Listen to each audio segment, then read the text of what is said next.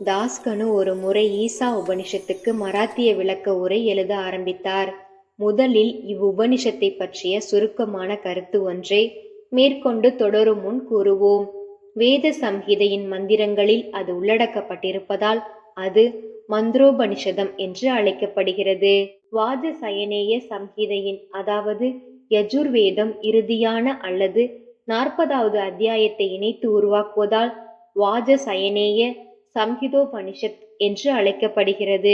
பிராமணங்களிலும் ஆரண்யகங்களிலும் அதாவது மந்திரங்கள் வைதீக சடங்குகள் பற்றி விளக்கும் வியாக்கியானங்கள் காணப்படும் வேத சம்ஹிதைகளில் உள்ளடக்கப்பட்டிருப்பதால் இதுவே மற்ற எல்லா உபனிஷதங்களையும் விட சிறப்பானது என்று கருதப்படுகிறது. இது மட்டுமன்று, மற்ற உபனிஷதங்கள் எல்லாம் ஈசா உபனிஷத்தில் சுருக்கமாக கூறப்பட்டிருக்கும் உண்மைகளை பற்றிய வியாக்கியானங்களே ஆகும் என்றும் எண்ணப்படுகிறது. உதாரணமாக, உபனிஷதங்களிலேயே பெரிதான பிருகதாரண்யக உபனிஷமாவது ஈசா உபனிஷ மூலத்தோடு இணைந்த விளக்க உரை என்று பண்டிட் சத்வலேகர் கருதுகிறார். பேராசிரியர் R.D. ரானடே கூறுகிறார், ஈசா உபனிஷதம் ஒரு சிறிய உபனிஷதமே ஆகும். இருப்பினும் அசாதாரணமாக துளைத்து உட்செல்லும் ஆழ்ந்த நுண்ணறிவு திறத்தை காட்டுகின்ற பல குறிப்புகளையும் அது பெற்றிருக்கின்றது. 18 செய்யுள்கள் உள்ள குறுகிய வட்டப்பரப்பில் ஆத்மாவை குறித்து மதிப்பு மிக பெற்ற அகநிலை உணர்வு சார்ந்த வர்ணனையை தீயென செய்ய தூண்டும் மயக்கங்களுக்கும் கவலைகளுக்கும் இடையில் கலக்கமுறாத முழு நலம் வாய்க்கப்பட்ட கர்மயோகம் என்னும் போதனை தொகுப்பிற்கு முன்னோடியான அறிவிப்பையும் இறுதியாக ஞானம் கர்மம் இவைகளின் தகுதிகளை பற்றிய கருத்து முரண்பாடு நீக்கத்திற்குரிய ஒரு விளக்கத்தையும் அளிக்கிறது.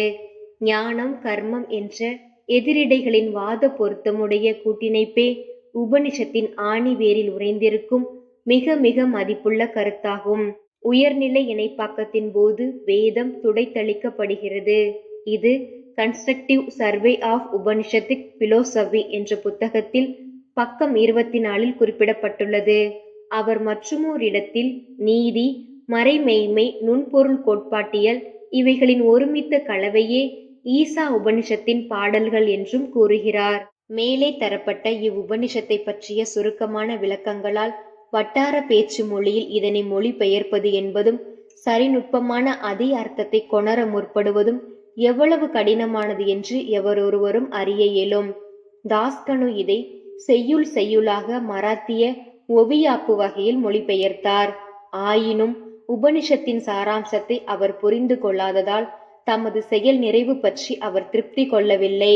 மன நிறைவு அடையாதவராய் சில அறிஞர்களை தமது சந்தேகங்கள் பற்றியும் கஷ்டங்களை பற்றியும் கலந்து ஆலோசித்து அவர்களுடன் அதை பற்றி மிகவும் விரிவாக விவாதித்தார்.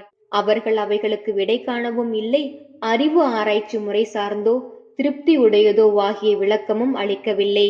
எனவே தாஸ்கனு இதனை பற்றி சிறிது மன உளைச்சலுடன் இருந்தார். நாம் பார்த்த விதமாக இவ்வுபனிஷதம் வேதங்களின் சாராம்சமாகும். அது ஆத்மானுபூதியின் விஞ்ஞானமும் ஆகும். அது பிறப்பு இறப்பு என்னும் கட்டுக்களை அறுத்தறியக்கூடிய நம்மை விடுவிக்கின்ற அறிவால் அல்லது ஆயுதமாகும். எனவே தாமே ஆத்மானுபூதி அடைய பெற்ற ஒருவரை உபனிஷத்திற்கு உண்மையான சரியான விளக்கம் அளிக்க முடியும் என்று அவர் நினைத்தார். தாஸ்கனுவை ஒருவரும் திருப்திப்படுத்த இயலாத போது சாய்பாபாவை இது விஷயமாக அவர் கலந்து ஆலோசிக்க முடிவு செய்தார். ஷீரடிக்கு போக அவருக்கு ஒரு சந்தர்ப்பம் நேரிட்ட போது சாய்பாபாவை அவர் கண்டார். அவர் முன் வீழ்ந்து பணிந்தார். ஈசா உபனிஷத்தை பற்றிய தனது கஷ்டங்களை தெரிவித்து அதை பற்றிய சரியான தீர்வு தரும்படி அவரை வேண்டிக் கொண்டார். சாய்பாபா அவரை ஆசீர்வதித்து கூறியதாவது, நீ கவலைப்பட வேண்டியதில்லை. இவ்விஷயத்தை பற்றி எவ்வித கஷ்டமும் இல்லை. நீ வீட்டிற்கு திரும்பி போகும் வழியில் விலேபார்லேயில் காக்காவின் அதாவது காக்கா சாஹேப் தீக்ஷித்தின் வேலைக்காரி உனது சந்தேகங்களை தீர்த்து வைப்பாள் என்று கூறினார்.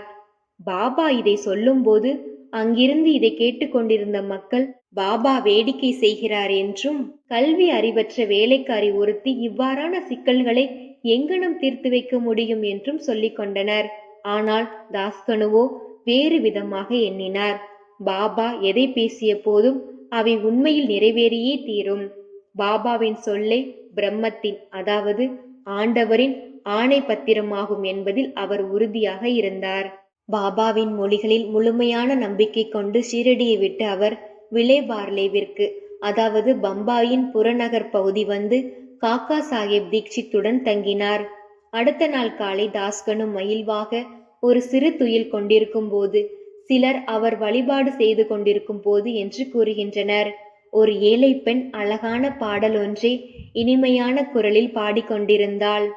பாடலின் உட்பொருளாவது, கருஞ்சிவப்பு கலர் உடை, அது எவ்வளவு நன்றாயிருக்கிறது, அதன் எம்ப்ராய்டரி வேலை எவ்வளவு நேர்த்தியாயிருக்கிறது, அதன் முந்தானையும் பார்டரும் எவ்வளவு அழகாயிருக்கிறது என்பதாக. அவரை வெளியே ஈர்க்கும் அந்த அளவிற்கு அப்பாடலை அவர் விரும்பினார். வெளியே வந்து பார்த்தபோது காக்கா சாஹேப்பின் வேலைக்காரரான நாம்யாவின் சகோதரியான ஒரு சிறுமியால் அது பாடப்பெற்றதை கண்டார். அப்போது அச்சிறுமி பாத்திரம் கழுவிக்கொண்டு இருந்தாள். அவளது மேனியில் கிழிந்த உடை ஒன்றே இருந்தது. அவளது வறுமையான நிலையையும் அவளது களிப்பான உளப்பாங்கையும் கண்டு தாஸ்கனு அவளுக்காக பரிதாபப்பட்டார். அடுத்த நாள் ராவ் பகதூர் M.V. பிரதான் என்பவருக்கு ஒரு ஜதை வேஷ்டி கொடுத்த போது அவரை தாஸ்கனு அந்த ஏழை சிறுமிக்கு புதிய உடை வாங்கி அளிக்கும்படி கேட்டுக்கொண்டார். ராவ் பகதூரும் அழகிய பாவாடை தாவணி ஒன்றை வாங்கி வந்து அவளுக்கு அன்பளிப்பாக கொடுத்தார். பசியால் வாடும் ஒருவனுக்கு அதிர்ஷ்டவசமாக உண்பதற்கு நல்ல விருந்து கிடைக்க பெற்றதை போன்றே அவளது களிப்பு கரை காணாது போயிற்று. மறுநாள் புத்தாடையை அவள் அணிந்து கொண்டாள். பெரு மகிழ்ச்சியுடனும் கொண்டாட்டத்துடனும் சுற்றி சுற்றி ஓடினாள். சுழன்று நடனம் ஆடினாள். மற்ற சிறுமிகளுடன் புகடி, அதாவது கோலாட்டம் விளையாடி அவர்களை எல்லாம் வென்றாள். அதற்கடுத்த நாள் அதை வீட்டிலேயே வைத்துவிட்டு தனது பழைய கந்தலையே அணிந்து வந்தாள். ஆனால் முன்தினம் காணப்பெற்ற மாதிரியே அதே அளவு ஆனந்தத்துடன் காணப்பட்டாள். இதை கண்ணுற்ற தாஸ்கனுவின் இரக்க உணர்ச்சி புகழ்ச்சியாக மாறியது. அச்சிறுமி ஏழையானதால் கந்தலையே அணிய வேண்டும். ஆனால் தற்போது அவளிடம் ஒரு புதிய உடை இருக்கிறது. அதை அவள் பத்திரப்படுத்தி இருக்கிறாள். பழைய கந்தலையே உடுத்தியும் எவ்வளவு துன்பமோ மனசோர்வோ இல்லாதபடி அவற்றை அவள் தாங்கிக் கொண்டாள். இவ்வாறாக நமது மனத்தின் இன்ப துன்ப உணர்ச்சிகள் எல்லாம் நமது மனத்தின் பாங்கை பொறுத்தே இருக்கின்றன என்பதை அவர் உணர்ந்தார். இந்நிகழ்ச்சியை பற்றியே அவர் ஆழ்ந்து ஆராய்ந்து, கடவுள் முன்னும் பின்னும் எல்லா திசைகளிலும் எல்லா பொருட்களிலும் சூழ்ந்து ஊடுருவி இருக்கிறார் என்றும், கடவுளால் அவனுக்கு வழங்கப்பட்டவை அனைத்தும் உறுதியாக அவனது நன்மைக்கே ஆகும் என்னும் மறக்க வேளாத திட நம்பிக்கையுடன் கடவுளால் தனக்கு அருளப்பட்டவைகள் அனைத்தும் மகிழ்ந்து அனுபவிக்க வேண்டும் என்றும் அவர் உணர்ந்தார். இக்குறிப்பிட்ட சம்பவத்தில் ஏழை சிறுமியின் வறுமை நிலை, அவளது கந்தலுடை, புது பாவாடை தாவணி, அதை அன்பளிப்பாக கொடுத்தவர், அன்பளிப்பை பெற்றவள், அதை ஏற்றுக்கொள்ளுதல் எல்லாம் கடவுளின் கூறுகளே.